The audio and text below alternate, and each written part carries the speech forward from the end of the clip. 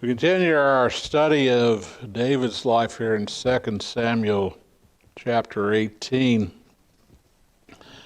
And one of the things that we see on a continual basis throughout the Old Testament is family issues, right?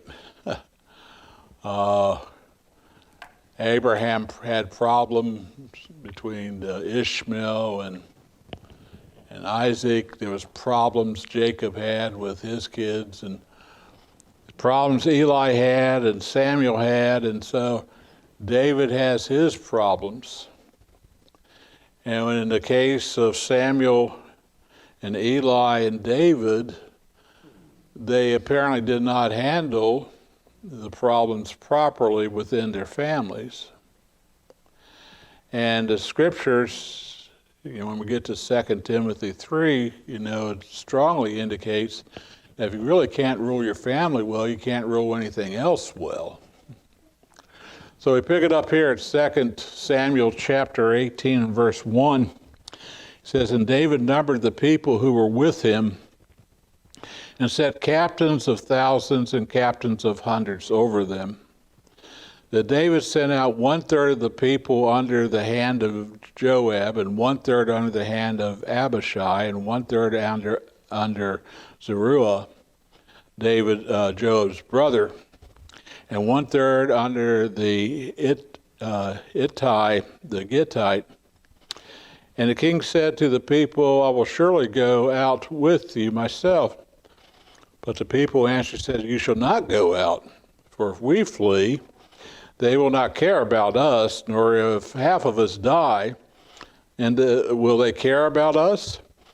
But you are worth 10,000 of us now, for you are now more help to us in the city. Then the king said to them, Whatever seems best to you I will do. So the king stood beside the gate, and all the people went out by hundreds and by thousands. And now the king had commanded Joab, Abishai, and Ittai, saying, Deal gently for my sake with the young man Absalom. And all the people heard when the king gave the captains orders concerning Absalom. David was in the middle of grieving and fleeing, but in the middle of grieving and fleeing, he still was king and still had to conduct his responsibilities. And so, even though he was in the midst of this personal turmoil, he could not lay aside his obligations as king. He still had to function as king. And one of the things that we see in strong leadership is the fact, even if you have personal problems, you still have to effectively lead. Okay? And so grieving the despair and reflection on your loss have to give way to effective planning and action. And one of the things we tend to do after a loss is, properly so, taking time to grieve, but you still have the obligations. You might still have work, and you still have bills, and you still have things to move on, and even if you're walking through it in sort of numbness, you still have to continue on because you're still here. Now, David divides his forces into 3 divisions. This is very typical Old Testament, ancient tactics. You see David divided his people into 3 people. Saul, when he attacked the Amalekites, divided them into 3 troops. This is very typical. Now, even at the Battle of San Jacinto at the river with Sam Houston, he divided his forces into 3 people, even though they're very small forces. And so there's 3 groups, and so this is kind of typical battle plan. Under Joab, Abishai, and Ittai, and that's very interesting. Ittai is one of the leaders, one of the core leaders, because he's not even a Jew. He's a Gathite. He's a Gittite. He's from Gath. He's a Philistine. And even though David is busy organizing his defense, he's still grieving. Now, that's going to come into play here at the end of this section. Grieving, again, does not end when you still have to continue with life, but it's necessary to continue on. Moving on, you still have to live. And so, this is something that David had to come to grips with. His kingdom was in trouble. And responsibilities must be met. And one of the principles that we find in life and we find in the scriptures is even when you're going through personal tragedies, you still have to effectively meet your obligations, or it actually makes things worse.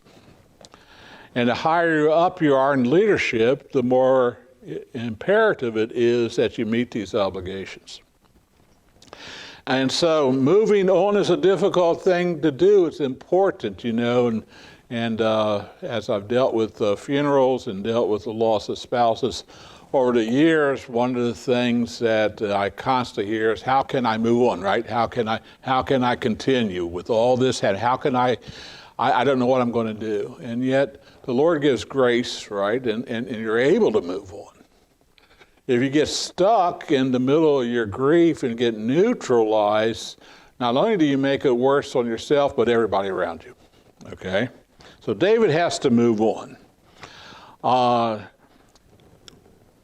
one of the things you have to also keep in mind is the fact we got to do what's responsible for doing, even if we don't feel like it. That's the point. I mean, how many times did you wake up and say, I don't feel like going to work or go homeschooling today or everything else, but you still have the what? Yeah, you still have the responsibility to do it. You've got to overcome that, and that's the mark of maturity, is overcoming the adverse feelings we have so that we might be able to carry on our responsibilities. So David is responsible for doing this. And so we must force ourselves to meet these obligations because that we know we're duty bound to do that, right? You're duty bound in your family to take care of family things, right? You're duty bound at your job to take care of your job things. You're duty bound.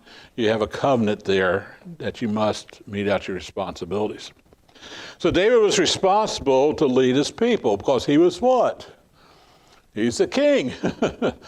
I mean, he can't pass that on and say, well, I think I'm going to take a sabbatical from being king, Well, by the way, the next guy up would have been Absalom, so that wouldn't work, right? So here, Israel looks to David's strength and actions, and this is one of the key principles throughout the entire scriptures, is the fact it's not about us, it's about others, right? That's a key principle. That serving God has not to do with my feelings and what I want and my needs, even though I have to meet those to meet others. It's about how can I properly help others. That's the whole point. It's an old hymn called Others. Help me to think of others. And so he had to think about his kingdom, had to think about his people. The whole army's looking at him. Okay, David, what are you going to do? David's position did not allow him to be weak or to be neutralized or to be self-absorbed. He did not have the luxury of sitting in a corner and stewing. He did not have that luxury because he was king. And even in the midst of this personal loss, and whatever personal loss we have duties to perform, and we are still obligated to help others. As a matter of fact, that's one of the key points that Paul makes in 2 Corinthians 1. He says, the reason why I've gone through all this is so that Christ could comfort me, so I can in turn what? Comfort you. So you can in turn comfort others. And quite often the Lord sends us through things that we might be able to identify and empathize with other people and be able to help them go through the same things. Because remember, Christ is our stay. And he is our direction. So what do you do? So we have to constantly keep in mind that we have not only these obligations, but other people are watching us to see if our faith works in us. Because the faith has to work through our tragedies, right? And our traumas. It has to work in there. If it doesn't work for us, why would they want what we're telling them, right? That's the point. Now, David is a man of war, but he's also a man that's very valuable because of the position he holds. So David proposes, I will lead the troops out in the battle. And the army says, oh, no, you don't. Because they don't care. You know, Absalom doesn't care about getting any of us, right? He cares about getting who? He cares about getting you, David. Because if David dies, the game's over, right? The whole point is to save David and David's kingdom. He says, listen, if they kill you, everything's lost. They could kill half the army. They wouldn't care about any of us. The only person they care about getting is you. And the whole entire point of Absalom's attack is to kill David. And by the way, that's what Ahithophel was trying to tell him. He says, attack them while they're still weak and on the run, because we will focus on getting David, and then the battle will be over. Right? The war will be over because David's dead. And so David is to stay behind the city walls, which is probably Mahanaim, which is the home of Barzillai. And David, you're worth the whole army, right? Because it's all about you. It's all about killing you. Now, ironically, now listen, I find this one of the most ironic things about this whole scenario. Ironically, when David should have gone out to battle, right? Or in 2 Samuel 11, he stays back and the whole Bathsheba thing happens. He stays back. Now he wants to lead. He said, no, now you need to stay behind. He doesn't know when he's supposed to lead and when he's not supposed to lead. You know. And so David this time takes the advice and says, listen, okay, I will not go out with you. Now, this is exactly what Hushai had advised Absalom. He says, don't you know David's not going to go out with the army. He's going to be hiding in some kind of pit or behind some kind of city walls, because all of Israel knows that your point is to kill David. I mean, it doesn't matter it doesn't matter about Joab. It doesn't matter about any of the leaders or any of the people in the army. It's about getting David. So Absalom's trying to kill David, and that's the whole point. Now, here's where it turns on its head. And this is going to be a major problem down the road. He said, now, he tells Joab, and he tells Abishai, and he tells Ittai, he said, listen, don't harm Absalom, my son. Wait a minute. Absalom's trying to what? He's trying to kill you. And secondly, don't you, and this is what Job's going to tell him later on, he said, don't you realize that these people are going to die to protect you? And what you're concerned about is not their lives, but your son Absalom's life. Now, it's difficult. It's really difficult when you have a son or you have a daughter going off the rails. That person's still your son, right, or still your daughter. But judgment has to begin where? In your own household, right? I mean, when John Calvin's niece was caught in adultery, he banished her from Geneva just like he would anyone else. It has to work in your family first, right? And so here, what the army hears is, David, are you serious? Absalom's trying to kill you, and you're more concerned about saving Absalom than you are about the lives of your whole army you're trying to protect you. So this is a great insult to those people trying to uphold David's kingdom and David's army. And so many of these men are going to die because of this war so they might spare David. Now, the other thing, every single person in the army knows two things, right? They know, number one, had David not sinned, none of this would have happened, right? The second thing they know, had David meted out proper judgment on Absalom when he killed Amnon, this would not have come about. So the people are going to die because David refuses to exercise proper justice within his own family. You know, one of the things you have to realize, and all you parents do realize this, is when you become a parent, whether you want the responsibility or not, it's yours, right? The discipline's yours, the training's yours, the protection's yours, the provision's yours. It doesn't matter if you're ready to be a parent or not, the obligation before God is yours. And you are responsible. And so, David, when you became a parent, you were responsible for the proper training and discipline of your children. And not only that, you're responsible for meting out justice within your kingdom. And so there's going to be a lot of people going to die because David would not uphold what he is obligated to do. So David demonstrated that he valued the life of his rebellious son who's trying to kill him more than he valued any of the lives of the people in his army. And again, this is going to become a major issue at the end of the battle. Now, judgment again must begin in our own household.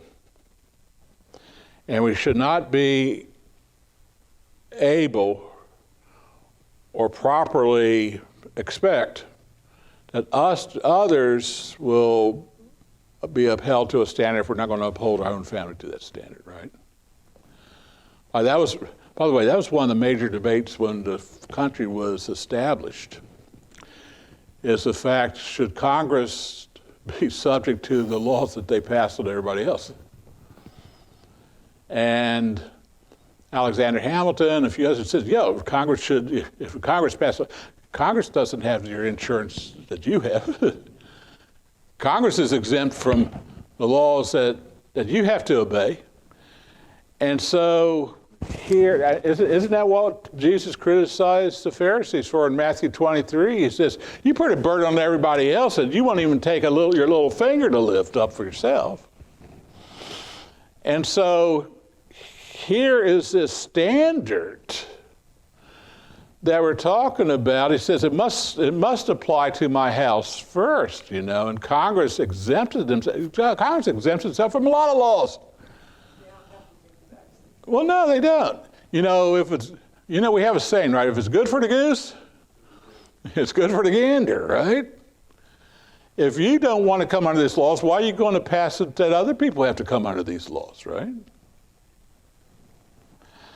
And so we come here that judgment must begin in our own household. If we don't apply biblical principles in our own families and insist that our families go by them, how can we insist on others? That's called what? Exactly, hypocrisy. That's hypocrisy. Now, people observe how we interact with our own families. They see that. If we truly live out our faith, they're going to see it's consistent. Matter of fact, Thursday night, I got a call Thursday morning before I went out shopping. And the seniors over here at the squadron were meeting, talking about core values, and they wanted me to be a part of that meeting. Well, I didn't realize when it's over to Ready Center. Didn't realize when I entered the meeting that actually they wanted me to conduct the meeting. And one of the things I emphasized, we used to have something called ethics in command, where seniors as well as cadets had to take this. And the seniors kicked up such a fuss about taking ethics courses that they refused to do it. It's still in the books. I showed them. It's in the 80-1. It's still there. Article 5.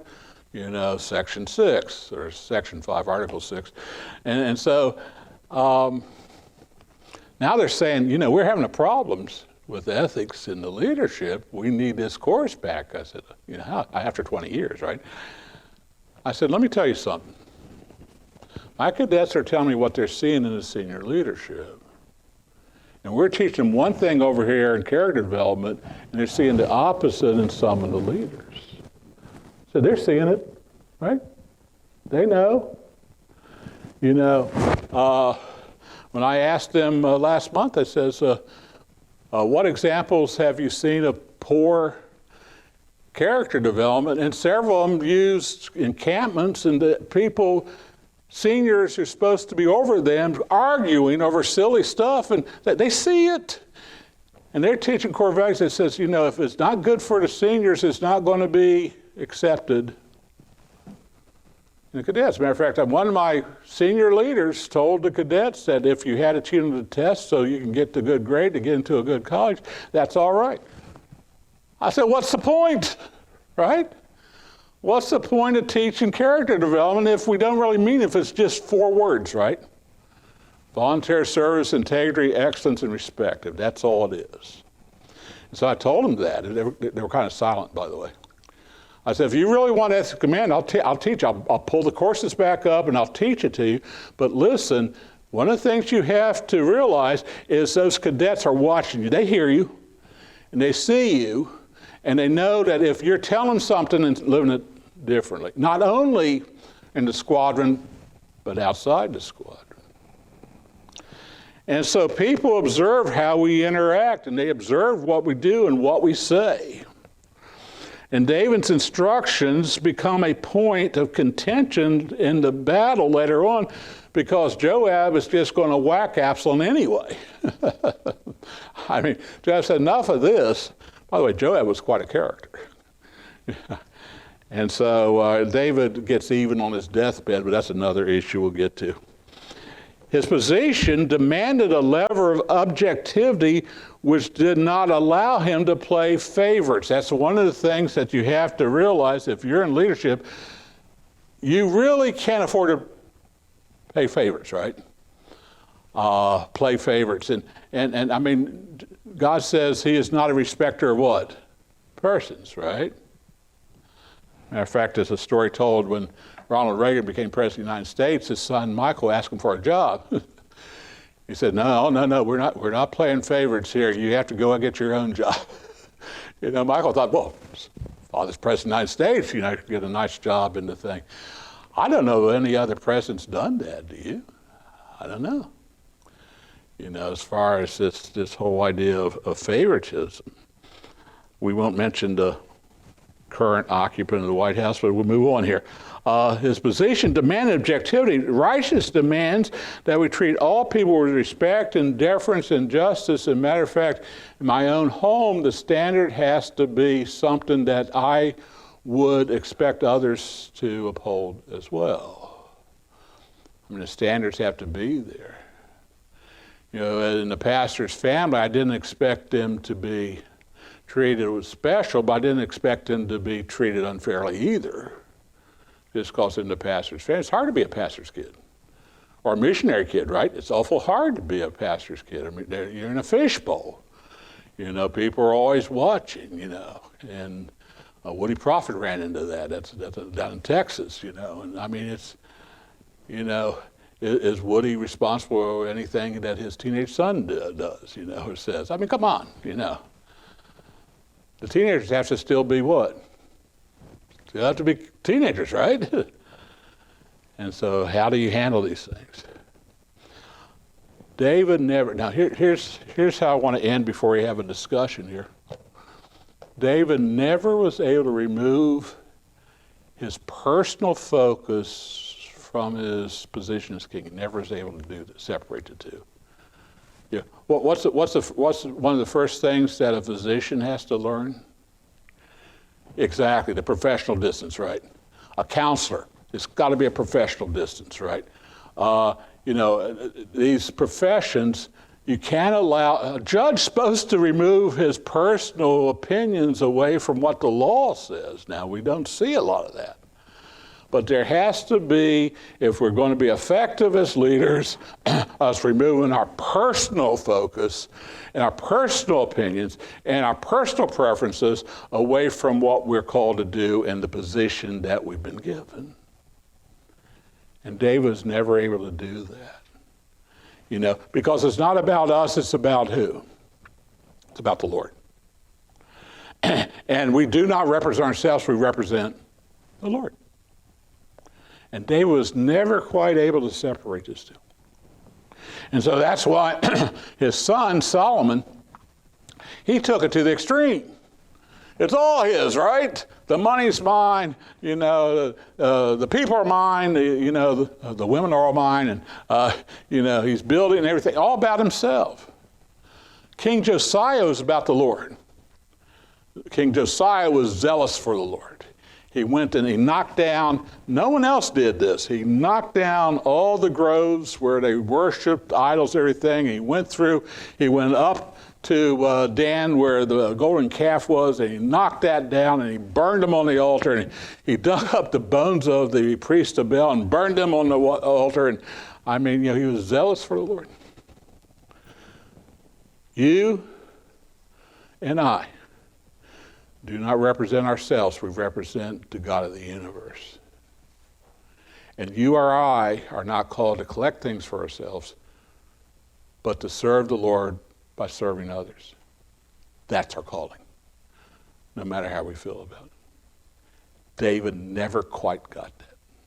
Never quite got that. Let's pray and we'll have a discussion. Dear Heavenly Father, I thank you, Lord, for this day. We thank you, Lord, for looking at this passage and seeing, you know, some of the flaws that we see with David, but also seeing some of the challenges and some of the things that we can learn from, Lord. And Lord, as we come to this discussion, Lord, just maybe glorify your name in all things through Jesus Christ. Amen.